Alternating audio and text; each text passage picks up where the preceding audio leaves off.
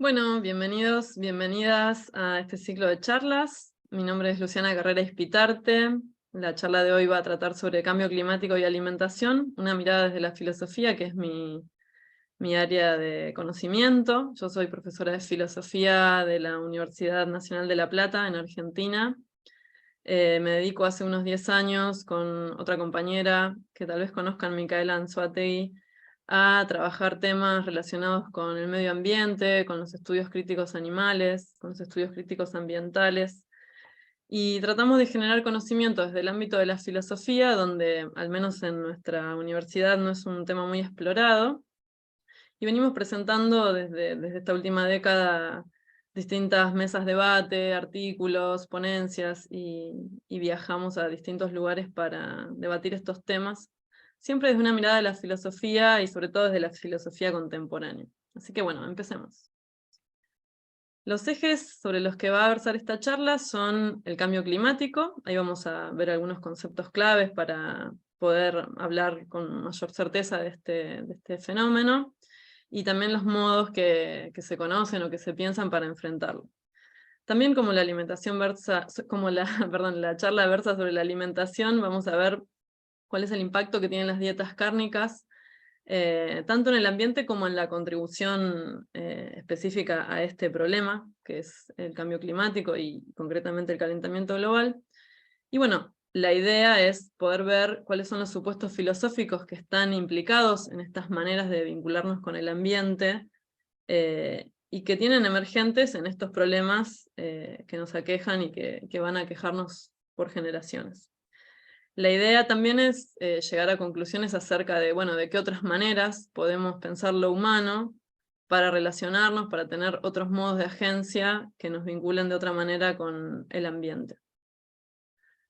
Los objetivos de la charla van a ser tratar de mostrar específicamente de qué modo las dietas cárnicas inciden al fenómeno del calentamiento global, mostrar que estos supuestos filosóficos de los que yo hablaba recién tienen que ver con entender al ser humano como un fenómeno excepcional en la historia de la vida en la Tierra y separado de esta y de todo lo viviente, y que esa separación le da la posibilidad de ejercer un dominio sobre eso que lo rodea. Y finalmente otro objetivo, el objetivo general de la charla, es aportar a comprender el fenómeno de lo humano o a pensar su manera de agencia desde un vínculo a otro, desde un vínculo de reciprocidad con el ambiente, reflejado en una práctica concreta que es la alimentación. Así que bueno, empecemos. Algunas nociones básicas para situarnos en el problema del cambio climático. ¿A qué llamamos cambio climático? Bueno, tiene que ver con toda una trama de modificaciones en la física del sistema climático global. Estas modificaciones son naturales, han acontecido en otros momentos de la historia de la Tierra, pero lo que tiene de diferente este fenómeno, en este caso, en nuestro caso, es que tiene una velocidad excepcional que no se ha registrado antes, y que su origen es antrópico, o sea, tiene un origen humano este cambio. Sobre esto la comunidad científica tiene un gran consenso, excepto algunas excepciones que después ya vamos a ver, y se lo entiende a este problema del cambio climático como un primer emergente de algo más amplio, que es la presión antrópica sobre el planeta en relación a la creciente demanda de recursos naturales para una población en aumento. Y también, por supuesto, a los modos de producción de esta humanidad en la que vivimos, ¿no? Los datos que voy a ir transmitiendo tienen que ver con este grupo de expertos, el IPCC, que es un panel intergubernamental sobre el cambio climático, creado por 3 organismos: la ONU, la Organización Meteorológica Mundial y el Programa de las Naciones Unidas para el Medio Ambiente, que publica una serie de informes donde presenta los datos, solo los que están comprobados, más allá de toda duda, y ahora recientemente se está terminando de elaborar el 6º informe, del cual ya se han publicado algunas partes. Las conclusiones del IPCC sobre el cambio climático son básicamente 2 grandes conclusiones generales. Se trata de un fenómeno global que afecta a todo el planeta, no importa de dónde sean las emisiones que generan este cambio, y además es un cambio que va a afectar a la humanidad y a todo el planeta Tierra durante siglos. Es un fenómeno que por su propia dinámica va a tener una duración, que ya vamos a ver qué es lo que la provoca, pero que va a afectar necesariamente a las generaciones futuras. Otra de las conclusiones que aporta el IPCC, más allá de toda duda, es que las modificaciones al sistema climático pueden verse en un aumento de la temperatura media global, en la alteración del régimen de precipitaciones, con alternancia de sequías e inundaciones fuera de lo común. Después también un aumento en la frecuencia de las olas de calor o de frío, y también un aumento en la ocurrencia de fenómenos climáticos extremos, por ejemplo los huracanes. Para hablar de cambio climático tenemos que hablar de efecto invernadero, que es una acción natural de la atmósfera que tiene que ver con retener las radiaciones electromagnéticas que emite la Tierra, y en esa retención se arma, bueno, como la palabra le indica, como un invernadero de los que conocemos, se genera como una temperatura que es 30 grados más alta de la que la Tierra tendría si no tuviera atmósfera. En esa temperatura es que se ha desarrollado la vida, y si bien esa temperatura ha variado a lo largo de la historia de la vida en la Tierra, los ecosistemas van evolucionando para adaptarse a esas temperaturas, porque esos cambios son muy lentos y muy graduales. No todos los gases de la atmósfera contribuyen al efecto invernadero, sino principalmente el vapor de agua, el dióxido de carbono, el metano y el óxido nitroso. La característica de estos gases es que, como tienen una proporción tan pequeña en la atmósfera, un incremento importante modifica muy fuertemente sus concentraciones, o sea, las duplica, las triplica, y eso tiene un incremento fuerte en el efecto invernadero. Esta emisión de los gases de efecto invernadero generan un aumento de la temperatura global en un corto tiempo, y a esto se le llama calentamiento global. Las evidencias son inequívocas en relación a que la emisión de estos gases es una emisión antrópica, o sea, producida por los seres humanos, excepto por el vapor de agua, que tiene que ver con la emisión de vapor en relación al ciclo del agua, que es parte del ciclo de la hidrósfera. El aumento de las emisiones coincide con la era industrial, a fines del siglo XVIII y principios del XIX, donde el cambio en el modo de producción, la industrialización, generó un importante incremento de los usos energéticos, sobre todo a partir de la quema de combustibles fósiles, y el aumento de la población también fue generando una mayor demanda de energía. De hecho, la temperatura que el IPCC toma como parámetro para medir el aumento actual es la temperatura que había en el periodo preindustrial. Según los informes del IPCC, las emisiones de estos gases tienen diferentes orígenes. En el caso del dióxido de carbono, se debe a la quema de combustibles fósiles, y la concentración de este gas en la atmósfera ha aumentado un 30% en los últimos 150 años. Las emisiones de metano y óxido nitroso tienen que ver con el sector agrícola ganadero. Esta es la parte que más nos interesa. O bien directamente en los animales herbívoros por la fermentación entérica, o bien por sus excretas, o bien por los fertilizantes que se utilizan para el cultivo de forraje para alimentar a estos animales. También hay algo importante, que es la vida que tienen estos gases en la atmósfera y su capacidad de retención de calor.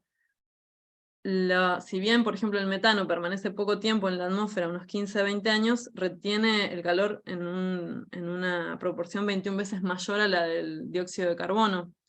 El óxido nitroso, que también tiene menos emisión, es 200 veces superior su retención del calor al dióxido de carbono. Y tiene, al igual que este último, una vida media de entre 100 o 150 años. Por eso, por esta vida que tienen estos gases en la atmósfera, el fenómeno del calentamiento global abarca mucho más que esta generación, y aun cuando hoy mismo las emisiones se redujeran a cero, este fenómeno persistiría por lo menos por 1 o 2 o 3 siglos más, según las estimaciones de los expertos. Hoy les decía antes que hay algunas excepciones en relación al cambio climático, y son algunas personas o científicos que niegan la existencia del cambio climático, pero los expertos del IPCC aseguran que hay señales inequívocas de que vivimos un calentamiento global con todo el cambio climático que eso implica. En principio, el aumento de la temperatura media global medida en el aire y en los océanos. En segundo lugar, el derretimiento de los hielos y las nieves eternas. sobre todo en Groenlandia y en la Antártida. En la Antártida, en la península Antártida, pero sobre todo en el Ártico, en el círculo polar ártico se da este derretimiento. Y otra señal inequívoca es el aumento en el promedio del nivel del mar, o bien por la expansión térmica del agua, por el aumento de la temperatura, o por la fusión de estas masas de hielo. Bueno, ¿y cuáles son las consecuencias del cambio climático? En principio, como ya habíamos dicho, la exposición y la vulnerabilidad de las poblaciones humanas a los desastres climáticos y al aumento del nivel del mar, sobre todo en las poblaciones costeras que están por debajo del nivel del mar, por ejemplo Bangladesh, que es una zona estuarial, o algunas islas del Pacífico Sur, o también los Países Bajos. Y otra de las consecuencias es la degradación de ecosistemas que han estado en equilibrio, como decía antes, con ciertas temperaturas a lo largo de milenios. Eso atañe a todo el planeta, más allá de nuestra especie particular, lo que nos pasa en nuestra vida cotidiana, porque afecta al equilibrio de todos estos ecosistemas. Un ejemplo es la variación en la temperatura a la que es muy sensible el fitoplancton. Hay un montón de organismos que consumen fitoplancton y que organizaron sus épocas de reproducción en relación a las floraciones de fitoplancton. Como estas floraciones ahora se producen antes por el cambio climático, se genera todo un desfasaje en esa cadena alimenticia que hace que muchos ecosistemas se pongan en riesgo. Y después, obviamente que hay especies vegetales y animales que pueden ir con el tiempo reproduciéndose en latitudes más altas para escapar al calentamiento global, pero otras que son endémicas van a tender a desaparecer o a extinguirse. ¿Qué se puede hacer frente a este fenómeno? Bueno, en principio, como decíamos que es un fenómeno global, no hay una parte del planeta que no esté afectada, y también decíamos que es un fenómeno de muy largo plazo, las acciones que se piensan son dos: estrategias de adaptación para las poblaciones humanas, que tienen que ver con la estructura, la infraestructura de las ciudades, la educación para que la gente pueda adaptarse a diferentes eventos climáticos y saber cómo actuar. Y la otra estrategia, que es la que se propone siempre en las conferencias sobre el clima, o por ejemplo en el protocolo de Kioto, es la mitigación de la emisión de los gases de efecto invernadero. Esa mitigación tiene que ver con modificar las matrices productivas de los países, sobre todo de los países industrializados, o de los países que explotan hidrocarburos, o que utilizan quema de combustibles fósiles para su producción. La pregunta que atraviesa un poco esta charla es, bueno, ¿qué podemos hacer nosotros, nosotras? ¿Cuál es nuestra capacidad de agencia?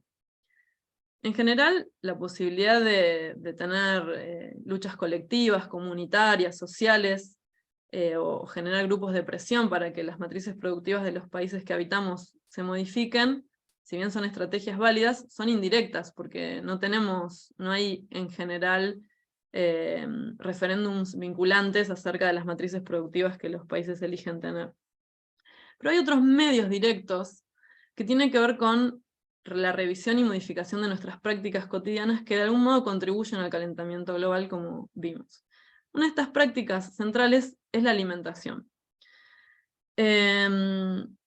Está comprobado que las dietas cárnicas y la industria cárnica, en relación a esas dietas, es responsable de una parte de la emisión de gases de efecto invernadero, como son el metano y el óxido nitroso. Esto ya lo había comentado a través de la fermentación entérica de los rumiantes, específicamente de los bovinos.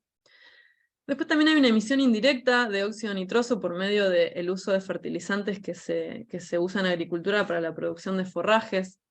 Sabemos que la producción de granos, en general, en un alto porcentaje está destinado a la alimentación de animales que están sometidos a sistemas de cría intensiva, o sea, que no hacen pastoreo, sino que consumen granos.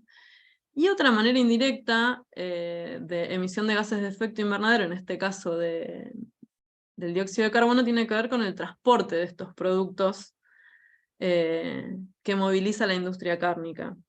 Por ejemplo, en el caso de Argentina, hay mucha exportación de soja al exterior para alimentar animales, por ejemplo en China, y eso implica viajes transoceánicos, además de todo el transporte interno que implica quema de combustibles fósiles en el interior del país. Hay un informe que ya es un poco viejo, pero es el último que encontré del Inventario Nacional de Gases de Efecto Invernadero en Argentina, que dice que si bien el sector energético emite un 53% de los gases de efecto invernadero, o por lo menos en ese año, en el 2014, la agricultura y la ganadería y la silvicultura emitieron un 39% de estos gases. O sea que es un porcentaje bastante elevado. Hay otros problemas con la cría de ganado que también contribuyen a la intensificación de los efectos del cambio climático. Por ejemplo, en relación a los suelos. En la cría extensiva de ganado se da una compactación de los suelos por pisoteo de los animales y también por extracción de la cubierta vegetal, que reduce la permeabilidad de los mismos y que intensifica las inundaciones, digamos, en un lugar donde hay mucha precipitación como consecuencia del cambio climático, pero el suelo es permeable, las consecuencias son menores. En cambio, en un suelo que está totalmente impermeabilizado por el pisoteo y por la reducción de la cubierta vegetal, la magnitud de las inundaciones es mucho mayor, incluso puede haber desplazamientos de tierra. Después, en relación a los usos de la tierra, se estima que el 75% total de las tierras agrícolas del mundo se destinan a la producción de alimentos, o bien por pastizales para la cría extensiva, o bien por, como decía antes, forraje para la cría intensiva. Como se viene produciendo un aumento sostenido de las dietas cárnicas según la FAO, y se estima que para el año 2050 la cantidad de millones de toneladas de carne producida se va a centuplicar respecto de 1960, esto implica un avance de la frontera productiva sobre los ambientes naturales, porque para alimentar a toda esa cantidad de ganado hay que expandir los cultivos, además de los lugares de pastoreo de los animales. Y esa expansión se produce, como decía recién, a costa de los ambientes y mediante la deforestación. La deforestación, como todos sabemos, contribuye a aumentar los efectos del cambio climático porque los bosques precisamente capturan el carbono que está en la atmósfera, el dióxido de carbono, y su desaparición implica un aumento de la concentración de estos gases en la atmósfera. También en relación a los usos del agua y al agua disponible, se intensifican los efectos del calentamiento global. ¿Por qué? Bueno, en principio, hablábamos antes de la posibilidad de que existan sequías más prolongadas, y estas sequías hacen que disminuya el caudal de los ríos y la presencia de agua en las capas freáticas y en los acuíferos. Y en este sentido, el ganado y el alimento del ganado, la agricultura, compiten con los usos del agua para la agricultura, para consumo humano y para el consumo humano directo. Además, se da una contaminación de los cursos de agua por el vertido de las excretas de los animales, que en general se usa como fertilizante porque tienen nitrógeno, fósforo y potasio, entonces sirven para fertilizar a las plantas, pero todo lo que la planta no absorbe va a los cursos de agua o a las capas freáticas, y se da un proceso que se llama eutrofización, que es la proliferación de microorganismos que se alimentan de esos nutrientes, pero esa proliferación, que suele ser explosiva, también compite con el oxígeno disuelto en agua con otras especies que viven en el agua. Entonces se generan lo que se ha llamado zonas muertas, donde directamente no hay oxígeno en el agua. Los animales que pueden migrar, migran, pero los animales bentónicos, los que viven en el fondo, en general no logran migrar y mueren o se extinguen. A esto se suma la llegada a los cursos de agua de desechos de la industria cárnica que tienen antibióticos, con la resistencia bacteriana que eso genera. Acá vamos a ver una imagen de la zona muerta más grande del mundo, que es del Golfo de México, donde drena todo el río, toda la cuenca hídrica del Mississippi, que drena el 41% del territorio norteamericano, y justamente atraviesa el Mississippi toda una zona agrícola ganadera. Entonces ahí se puede ver este proceso de eutrofización y la consecuencia de la anoxia. Bueno, pero lo que nos trae acá es la filosofía. ¿Cuáles son los supuestos filosóficos que están detrás de estas prácticas? Yo voy a tomar a Martin Heidegger, que es el filósofo en el que me especializo, y toda la obra de este filósofo está atravesada por una crítica a la idea de la centralidad del sujeto humano, que este filósofo sitúa como a partir de la era moderna, a partir de la filosofía moderna, también le interesan a este filósofo las consecuencias prácticas que tiene esa centralidad de lo humano. Entonces vamos a tratar de ver si estos señalamientos que Heidegger ve, que Heidegger analiza de la filosofía, pueden verse en estos fenómenos que estamos pensando. En principio, él sostiene que la idea acerca de lo humano que tenemos en la filosofía, en la psicología y en otras ciencias afines o otras disciplinas afines, están fundadas en dos vertientes tradicionales, una es la tradición griega y otra la tradición cristiana. La tradición griega entiende al ser humano como un animal racional, y la definición cristiana como una criatura hecha a imagen y semejanza de Dios. En ambos casos se pone la esencia, el acento en la esencia de lo humano como en algo distintivo que no tienen los demás seres vivos. En un caso, ese fundamento es inmanente, la razón, la conciencia, y en otro es trascendente, el hecho de que Dios nos haya elegido y nos haya creado a su imagen y semejanza. Estas dos ideas, decía, confluyen en la idea moderna del sujeto. En otra conferencia de 1938 de Heidegger, que se llama La época de la imagen del mundo, este filósofo analiza cómo fue cambiando la concepción de lo humano a lo largo de la historia de la filosofía occidental, y sostiene, o cree ver, que el fundamento metafísico de una era se manifiesta, está supuesto, esto es lo que estamos tratando de ver, en todos los fenómenos que caracterizan a esa era. ¿Cuál es el fundamento metafísico de nuestra era?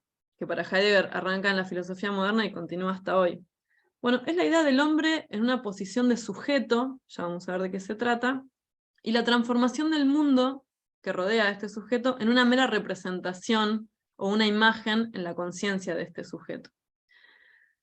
Esta acción de representación, de representar, de poner ante sí, hace que el hombre se distancie del mundo, lo vea como algo externo a él, y de esa manera pueda anticipar los fenómenos que se suceden a él, calcularlos, volverlo disponible y en un sentido muy amplio, dominarlo. Como les decía recién, ¿qué significa este término sujeto? Bueno, el sujeto, la palabra subjectum, indica algo que reúne todo sobre sí, como si eso fuese un fundamento.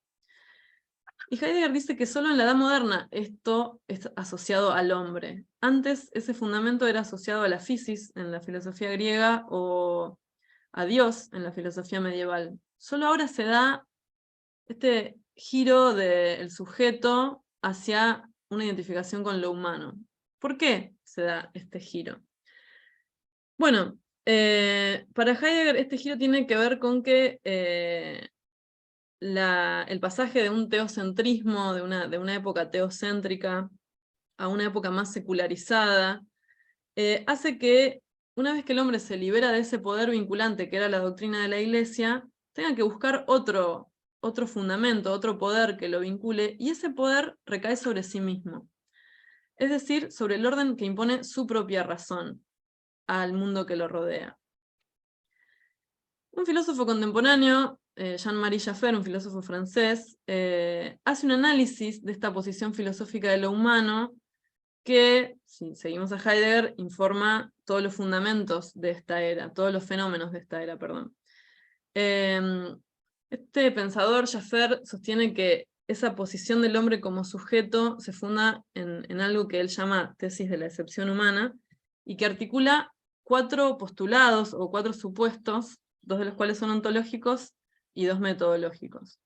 Estos supuestos, para Jaffer, así como esta tesis que veíamos de Heidegger, permean tanto las ciencias sociales y humanas como todos los desarrollos científicos actuales y las prácticas socioeconómicas, y también el sentido común de Occidente.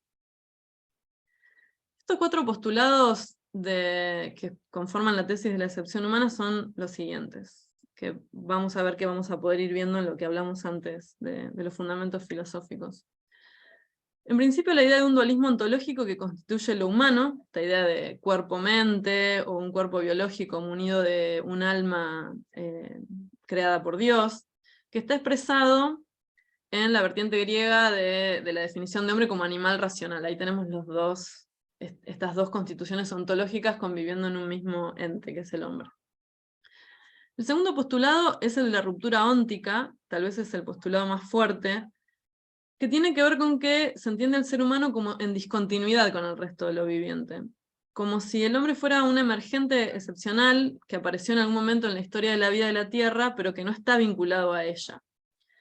Esto lo podríamos rastrear, si quisiéramos, en la versión cristiana de la definición del hombre, que lo proponía como algo completamente distinto del resto de la creación, porque tenía la particularidad de que había sido creado a imagen y semejanza de Dios.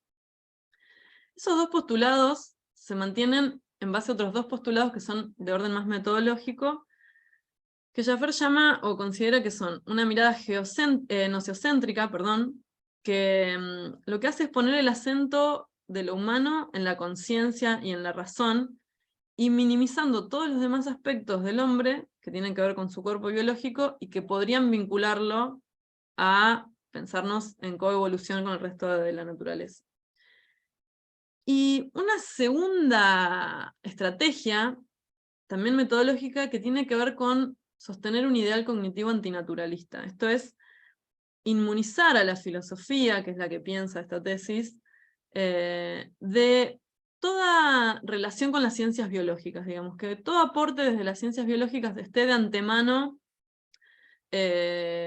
catalogado como algo improcedente o negativo, como con epítetos peyorativos como fisicalismo, biologicismo, etc. Entonces, de esta manera, la tesis de la excepción humana se inmuniza de todo aporte que vincule a lo humano con el resto de la naturaleza. Estos cuatro postulados entonces funcionan para fundamentar esta separación de lo humano respecto de todo lo viviente. ¿Cuáles son las consecuencias de esta separación? Bueno, acá volvemos a Heidegger, pero también a otros filósofos como Nietzsche y Derrida. Y para resumir un poco esta diapositiva, lo que sostienen estos filósofos es que esta posición del hombre como sujeto lo convierte al mismo tiempo en un soberano o en un amo que tiene un dominio incondicionado de todo lo que lo rodea, de todo lo que está fuera de él.